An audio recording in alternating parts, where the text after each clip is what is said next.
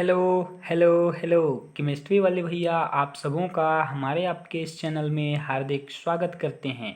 आज का टॉपिक है नर्स्ट डिस्ट्रीब्यूशन लॉ। ये फेज इक्विलिब्रियम का 23rd लेक्चर है और इस लेक्चर में बच्चों हम लोग नर्स्ट डिस्ट्रीब्यूशन लॉ के साथ साथ इसका डेरिवेशन, इसका लिमिटेशन एंड इसका अप्लीकेशन भी देखेंगे। तो पूरा वीडियो देखिए और मज़े से समझने का कोशिश कीजिए। नर्स्ट डिस्ट्रीब्यूशन लॉ क्या है इसको समझें उससे पहले ना हम लोग वाल्टर हरमन नर्स्ट जो कि एक केमिस्ट थे उनका एक एक्सपेरिमेंट को समझते हैं कि उन्होंने एक एक्सपेरिमेंट करा और क्या ऑब्जर्व करा। जो उन्होंने ऑब्जर्व करा ना एक्चुअली वही नर्स्ट डिस्ट्रीब्यूशन लॉ है।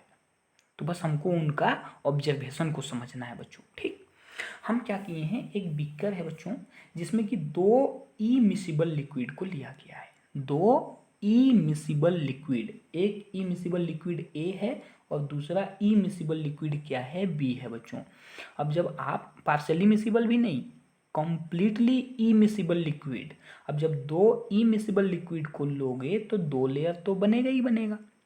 ठीक है, एक्चुअली सेपरेटिंग फनेल में बनता है दो लेयर, लेकिन हम यहाँ पे बिकर लिए हैं, सेपरेटिंग फनेल नहीं बनाए हैं। ठीक है, ठीक, तो आपको दो लेयर मिलेगा, एकदम प्रॉपर लेयर दिखाई देगा आपको, दो अलग अलग। अब नर्स्ट भाई साहब ने क्या करा, इसमें एक थर्ड सॉल्यूट ऐड करा, एक थर्ड सब्सटेंस जो कि सॉल्यूट ऐड करा। और उस सॉल्यूट ऐसा सॉल्यूट था बच्चों जो ए एंड बी दोनों में सोल्यूबल था। मतलब जानबूझ के ही एक ऐसा सॉल्यूट को ऐड किया गया जो दोनों ही लिक्विड्स में कैसा था, मिसिबल था। ए एंड बी ई मिसिबल है, लेकिन हम लोग का एक्स क्या है, सोल्यूबल है बच्चों दोनों में। ठीक, अब होगा क्या, जब हम लोग एक्स कोई सोल्यूट है जिसका कुछ अमाउंट लेंगे तो हो सकता है कि उसके सारे मॉलिक्यूल्स इस लेयर में हों फर्स्ट में और फिर वो धीरे धीरे इस लेयर में आए, या हो सकता है कि एक ही बार में सारे मॉलिक्यूल्स इस लेयर में आ गए और चूंकि दोनों में मिसिबल है तो इस लेयर से उस लेयर में चले जाएंगे। मतलब होगा क्या, जैसे ही ऐड करेंगे एक्स का जो मॉलिक्यूल्स होंगे, एक्स सॉल्यूट का जो मॉलिक्यूल्स होंगे वो हम लोग का इस लेयर से इस लेयर में, इस लेयर से इस लेयर में ट्रांसमिट करेंगे। ठीक है, माइग्रेट करेंगे। ठीक है, और एक टाइम ऐसा आएगा बच्चों जब यहाँ से हम लोग को जो सॉल्यूट इधर से उधर हो रहा था, सॉल्यूट पार्टिकल्स के मॉलिक्यूल्स, वो हम लोग का इक्विलिब्रियम में आ जाएगा। ऑब्वियस है, कभी ना कभी तो उसको आना ही पड़ेगा। उसके बाद क्या हो जाएगा, अब मॉलिक्यूल्स ना तो इधर आएंगे और ना ही मॉलिक्यूल्स उधर जाएंगे, यानी तो इस लेयर से ना तो इस लेयर में आएंगे ना ही इस लेयर से उस लेयर में जाएंगे, इक्विलिब्रियम में आ जाएंगे।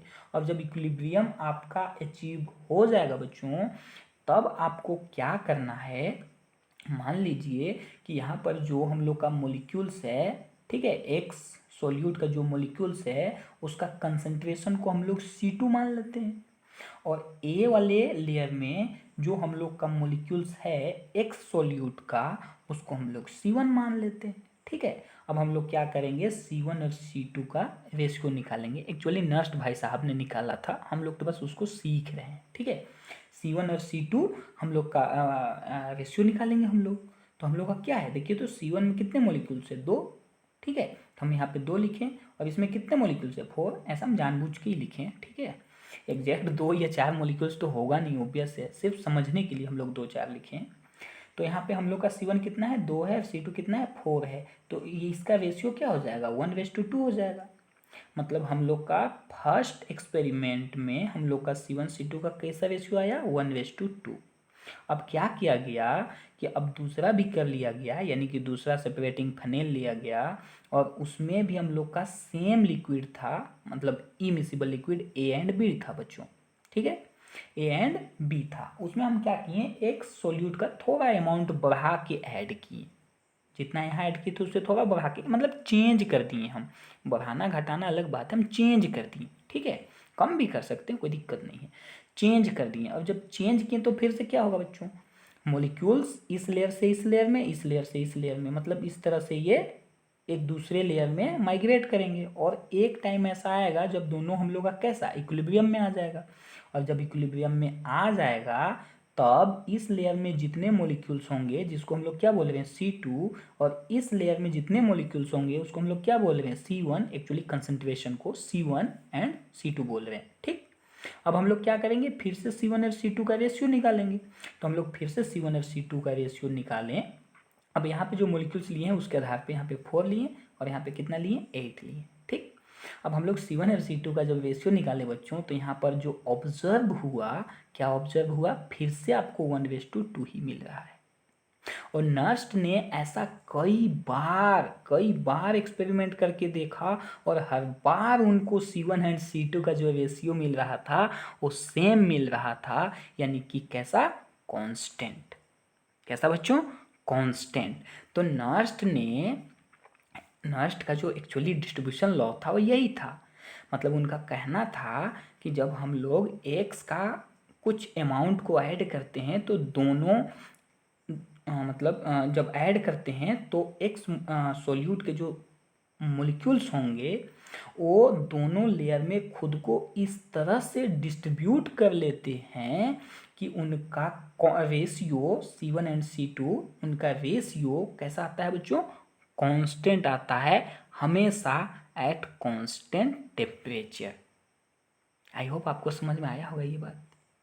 क्या हुआ, हम लोग एक्स मोलिक्यूल ऐड किए, एक सॉल्यूट ऐड किए, और वो क्या करते हैं, चूंकि दोनों लिक्विड्स में मिसिबल हैं तो दोनों में खुद को इस तरह से डिस्ट्रीब्यूट करते हैं कि C1 और C2 यानी दोनों के कंसंट्रेशन का जो रेशियो है बच्चों, हर बार सेम आता है, हर बार कांस्टेंट आता है। चाहे आप इसका वैल्यू, एक्स का कंसंट्रेशन चेंज कर दें, अमाउंट चेंज कर दें, हमेशा रेशियो सेम आता है एट गिवन टेम्परेचर और कांस्टेंट टेम्परेचर बच्चों। अब यही बात को हम यहाँ पे लिखे हैं, देखिए तो स्टेट कर दिए हैं, क्या किए हैं, हाँ, Nernst distribution law state that when a solute is added to two immiscible liquids, solute is soluble in both liquids, bracket में लिखे हैं सोल्यूट के बारे में कि दोनों लिक्विड्स में कैसा होगा, सोल्यूबल होगा। ठीक, फिर से पढ़ते हैं, when a solute is added to two immiscible liquids the solute distribute itself between the two liquids. वही जो दो लेयर है ना बच्चों, ए एंड बी, दो लिक्विड्स। ठीक, in such a way that the ratio of its concentration in two liquid phases is constant at constant temperature। यही उसका स्टेट है, या यही हम लोग का नर्स्ट डिस्ट्रीब्यूशन लॉ है बच्चों। ठीक, आई होप ये बात समझ में आया होगा। अब देखिए, बात ग्रेजुएशन का है, एक्चुअली ये बीएससी सेकेंड ईयर के लिए है या थर्ड सेमेस्टर वालों के लिए है। ठीक है, खैर एमएससी वाला भी पढ़ेगा तो कोई दिक्कत है नहीं, क्योंकि उस सबको भी नेट गेट क्वालिफाई करना है, तो ये सब चीज़ों का ज़रूरत पड़ेगा ही पड़ेगा। ठीक, तो उसके लिए हम लोग क्या किए हैं, थोड़ा इसको ढंग से लिखे हैं बच्चों। ठीक, थोड़ा कैसे लिखे हैं हम लोग, देखिए यहाँ पे हम लोग, अभी ये R1 R2 भूल जाइए, ठीक है, ये बात का काम था। खैर यहाँ पे हम लोग का दो लेयर है, ठीक है, आप सॉल्वेंट या लिक्विड बोल सकते हैं, liquid A and liquid B है। ठीक है, जिसमें लिक्विड बी में जो सॉल्यूट का अमाउंट होगा बच्चों क्या होगा, C2, और ये हम लोग का ए में क्या है, C1, ऐसा मान के रखें हम लोग। और हम लोग जब एक्स ऐड किए थे ना, और ये तब की बात है जब एक्स हम लोग का कैसा इक्विलिब्रियम में आ जाएगा, मतलब जो सॉल्यूट ऐड किए हैं वो हम लोग का जो मॉलिक्यूल्स है जो यहाँ से यहाँ, यहाँ से वहाँ जा रहा था, वो जब इक्विलिब्रियम में आ जाएगा तब का कंसंट्रेशन C1, तब का कंसंट्रेशन C2। ठीक, ऐसा अगर हुआ तो हम लोग यहाँ पे कैसे लिख सकते हैं, let concentration of solute in solvent A equal to C1 और उसी तरह से B equal to C2, then Nernst distribution law के अकॉर्डिंग हम लोग क्या लिख सकते हैं, कंसंट्रेशन ऑफ सोल्यूट यानी X in solvent A divided by concentration of solute X in solvent B equal to क्या, कांस्टेंट। यही बात तो कहता है बच्चों।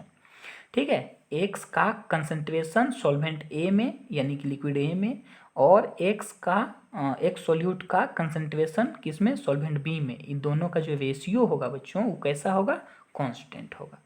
बस वही बात को हम यहाँ पे लिखे हैं, थोड़ा ढंग से लिखे हैं। ठीक है, मार्क्स के चक्कर में। C1/C2 = K। ठीक है, यही है हम लोग का नस्ट डिस्ट्रीब्यूशन लॉ। अब यहाँ पर जो K है ना बच्चों, कांस्टेंट, इसको नाम दिया गया है, डिस्ट्रीब्यूशन कोफिशिएंट बोला जाता है, या इसी को पार्टीशन कोफिशिएंट बोला जाता है, या इसी को डिस्ट्रीब्यूशन कांस्टेंट या रेशियो बोला जाता है। डिस्ट्रीब्यूशन कांस्टेंट या डिस्ट्रीब्यूशन रेशियो बोला जाता है। ठीक, अब इसका डेरिवेशन को आप लोग को समझाते हैं हम। ठीक है, डेरिवेशन को समझाते हैं। डेरिवेशन को समझाने के लिए हम यहीं पे बात करेंगे बच्चों। देखिए, इस लेयर से जो मॉलिक्यूल्स यहाँ पे आ रहे थे इस लेयर में, वो किसी न किसी वेट से ही आ रहे होंगे।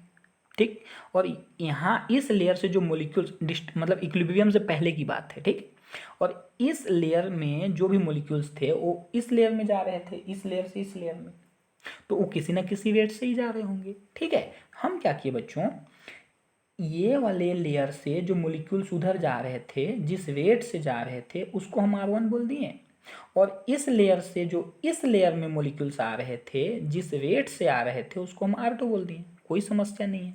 ठीक, मान लीजिए अब आप हमको बताओ कि यहाँ पे जितना ज़्यादा मॉलिक्यूल्स होगा उतना ही ज़्यादा हम लोग का उधर जाएगा इक्विलिब्रियम अचीव करने के लिए। अगर बहुत ज़्यादा हुआ तो बहुत ज़्यादा ना जाएगा जी। अब बहुत ज़्यादा जाएगा तो वेट कैसा होगा, ज़्यादा होगा, अधिक होगा कि नहीं। यानी कि R1 C1 पे डिपेंड करेगा, C1 पे डिपेंड करेगा, यहाँ पे कंसंट्रेशन पे डिपेंड करेगा। ठीक है, यानी और डिपेंड भी कैसा करेगा, डायरेक्टली। अगर यहाँ पे मॉलिक्यूल्स ज़्यादा हुआ तो हम लोग का वेट ज़्यादा होगा। ठीक, यहाँ से वहाँ जाने का। और यदि यहाँ पे हम लोग का मॉलिक्यूल्स ज़्यादा हुआ तो हम लोग का यहाँ से यहाँ जाने का वेट ज़्यादा होगा। ठीक है ना, होगा कि नहीं, यानी कि R2 ज़्यादा होगा। ठीक है, अच्छा बच्चों, हम इसी चीज़ को हम यहाँ पे ऐसे लिख सकते हैं, R1 directly proportional to C1 and R2 directly proportional to C2, लिख सकते हैं कि नहीं। ठीक है, अब उसी चीज़ को बच्चों हम यहाँ पे लिखे हैं, देखिए ना, R1 directly proportional to C1 derivation में। ठीक है, तो R1 = क्या लिख सकते हैं, K1 C1। प्रोपोर्शनलिटी साइन को हटा दिए तो प्रोपोर्शनलिटी कांस्टेंट। ठीक है ना, 1, इक्वेशन 1। सिमिलरली हम लोग ऐसा लिख सकते हैं कि नहीं, R2 directly proportional to C2, यानी कि R2 = K2 × C2, इक्वेशन 2। अब हम क्या करेंगे, बात इक्विलिब्रियम का करेंगे।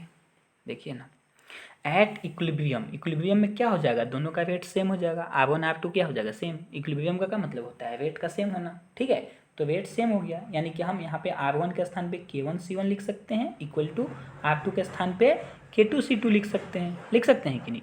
अब यहाँ पे देखिए, C1 C2 किधर ले लाएं, C1/C2 निकल गया, इक्वल टू क्या है ये, K2/K1 है कि नहीं। तो K2/K1 क्या है, K2 कांस्टेंट है और K1 क्या है, ये भी कांस्टेंट है जी। तो ये ओवरऑल क्या है, कांस्टेंट है ना।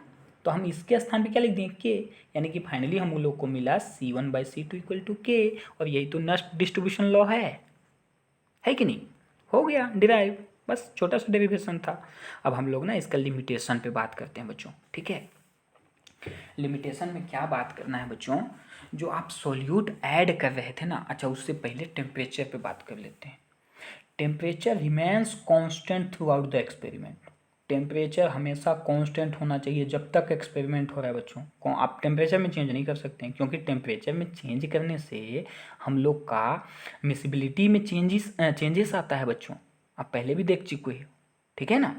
तो हम लोग का चेंजेस आता है, इसीलिए आपको क्या करना है, टेम्परेचर को कांस्टेंट रखना है। ठीक, अच्छा सेकेंड जो बात है बच्चों, ये दोनों लिक्विड ना हम लोग का म्यूचुअली इमिसिबल होना चाहिए। ऐसा नहीं कि पार्शली मिसिबल वाला लिक्विड ले लिए और एक्सपेरिमेंट करने गए और बोल रहे हैं कि हम लोग का C1 C2 का वैल्यू कांस्टेंट आ ही नहीं रहा है, कहाँ से आएगा।